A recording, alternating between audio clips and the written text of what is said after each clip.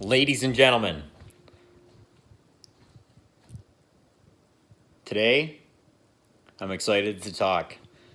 I was going to film a video relating the book of Revelation and the Kundalini and some Ayurvedic texts and the Hinduism and Buddhism and Qigong. And then I realized, well, I talk way too much and there's a lot of details and a lot of information to cover. So to keep people interested, to get the material delivered in a better way to retain it, I decided to shorten it up and release it consecutively in multiple videos and try to get the foundation and the principles so they can be understood in the best possible ways. So today I'm going to talk about the chakras and the book of Revelation, especially the four horsemen of the apocalypse, how they are related and pretty much the same concept, and how if we understand them, we can become extremely powerful, we can transcend, we can become powerful, we realize that prana, find that life force, the chi, find this energy that we never thought existed because it is pure consciousness, it is pure freedom, and it is high vibration as hell. Maybe that's a bad representation, as we're about to find out, but maybe not bad as hell, but it's pretty rad. So anyways, let's get into the chakras first, right? There are 7 chakras total. That means there are 3 below, 3 above, 1 in the center, which is a beautiful representation of heaven and hell, higher and lower, good, bad, and a whole bunch of other things. Now anyways, in the center between heaven and hell, or the lower 3 chakras and the higher 3 chakras, is the 4th chakra, which is the anahata, or the heart chakra, the thymus. This is by no mistake. This is beautiful. And these lower 4 chakras, or the hell chakras, the representation of our fear, our survival instincts, our needs for our environment, our need for external validation, our need for anything outside of ourselves to fill something inside of ourselves. So the base chakra is the Muladhara, that's a root chakra. Then you get into the Swadhisthana, which is the sacral chakra, and then you get into the Manipura, which is the solar plexus or the stomach. This is the reptilian brain, the brain stem, our survival instincts are eat, sleep, procreate. This is also what we attach our identity to all too often. And where we're taught in America especially to keep up with the Joneses. And how do you do that? Well, you need a bunch of money, a bunch of girls, a bunch of fame, the best relationship, yada yada yada, right? We're all about consumption. America is all about consumption. And why? Well, because that means we became something of value. At least that's what we believe. How do we get there? That's like selling your soul to the devil, isn't it? Well, if I had this, I'd be worth something, or I'd be here, I'd be famous. If I had this, all I need is talent, all I need is money, all I need is fame. So I would give up anything Eat, sleep, procreate. Now, what do we need to survive? Now, this is really the whole thing. The whole idea is the fear state. We live in a fear state because we need what? We need a relationship. We need a high-paying job. We need to be valuable. We need to be famous. We need to be well-liked. We need something, right? And now what happens when we obtain this too, right? When we have this perfect relationship and when we have all this money and we have all this fame, and while we became something, well, then we got pride, and we are proud and we are happy and we feel like we're something. And this, it's not good, it's not bad, nothing is attached to it. The problem is the need for that external stimulus to provide something for you. This is where you are controlled, where you're manipulated, where you are enslaved and you have no freedom because you're constantly needing something outside of yourself to fill something that you feel lack and that you don't have and that you can't create, and you're just trying to consume, right? So let's talk about the 4 horsemen of the apocalypse, because this is perfectly representation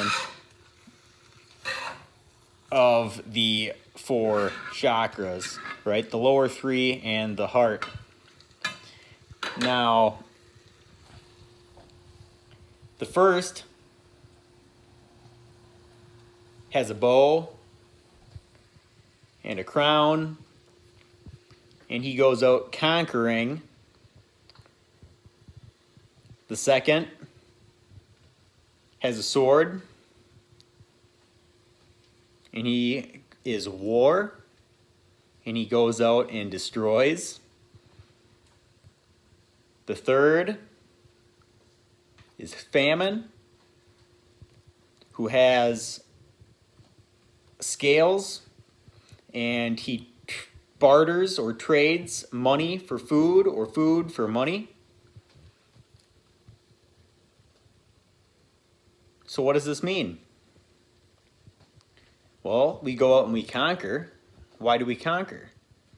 For security, right? If we conquer our environment and all the things around us, well, then we feel safe. So we have to take control, if you will, to build this security. And that's just the start, right? Because that's the root chakra at the base. Then we get into the sacral chakra, which is really a big one on relationships.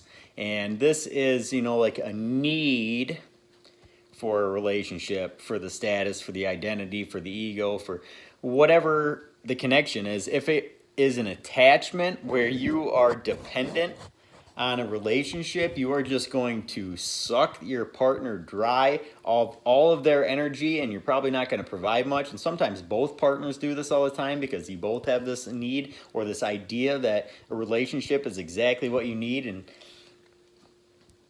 when it's coming from this state of lack, it is toxic and destructive because it's not about the relationship, it's about your identity and that you are something because of it, or something of the like. This is, and it's considered war in apocalypse, because think about it, like when you have an argument in a relationship, it's all about who's right? People fight about, well, who's right? Well, war is the need to be right. And you will destroy everything and everyone around you to be right. To protect your identity, to protect your ego. This is where the war, where the second horseman of the apocalypse comes from. The sacral chakra, once again, a lower chakra. Now, let's move up into the solar plexus, which is, the represented by the stomach. And this is the need to consume. And the third horseman of the apocalypse has balances in his hands, trading wheat for money, and so on, food for money, money for food. And this is the need to consume and constantly consume and take in and take in. And as Americans, we know it's all about consuming because we have to just fill and feed, and there's just never enough because we're constantly trying to fill this lack, right? If I had more, if I had more, if I had more. When is it going to stop? If you're in a place of need and if you're in a place of lack, when is it ever going to stop? So now you come up to the fourth horseman, which is the pale horse, death. The heart chakra. You might be asking yourself, how does that relate? Well, to get into a pure place of tranquil peace and massive freedom, and to start your journey on towards transcendence and of inner peace and freedom and power, and never again being manipulated, never again being controlled, and just being completely free to be yourself. How do you get there? You have to kill yourself. The ego death, the ego death. You need to give up all of your ideas that attach you to needing to be right, needing to be such and such a person, needing to have something outside of yourself, because it's not about something outside of yourself. It's about everything that you are and everything that you have within yourself that makes you valuable. That's why people who have billions of dollars die on their deathbed so unfulfilled and regretful, because it was never anything outside of themselves. You need to destroy yourself and go through this ego death. And this is why, like the Kundalini awakening, when the chakras, they talk about the power running through you, can be extremely emotional and really mess you up. And it is extremely hard to overcome. And how do you get to this? Well, it's not easy at all. Even the Bible tells you it is the fourth horseman, death. This is the representation because it is the truth. You need to understand this. You need to dive into the depths and face everything that you are afraid of and overcome that to become free. And that takes sacrifice. That takes an ego death. That everything you hold on to is the only thing that holds you in hell. So to transcend out of the lower chakras, the reptilian brain, the survival instincts, the fear, the need, is to sacrifice that.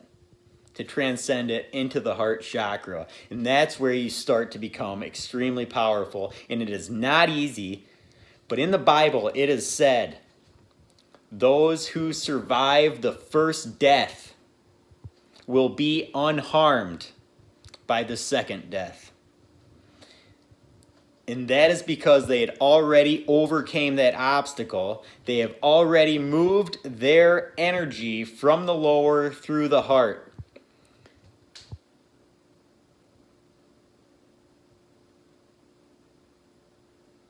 I think this is where I'm going to leave you today.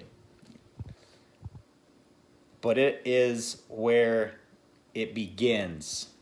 When you can give up and let yourself go and realize the depth that is in what I'm trying to speak of here, what's in these texts, the depth of how powerful this really is and how powerful you really are, so long as you can let go of this need for something external, which only makes you weak. So please, if you have any more questions or if you enjoyed this, comment, message me, and I will have a video sometime next week on a little more maybe we'll go into the top chakras or move it somewhere else to the related. And I will try to explain all of this as best I can. I hope you guys all have a wonderful day, and I hope this brought some incredible insight to bring your vibration up, to bring your consciousness up, and to help you become your best self. So please have a wonderful evening.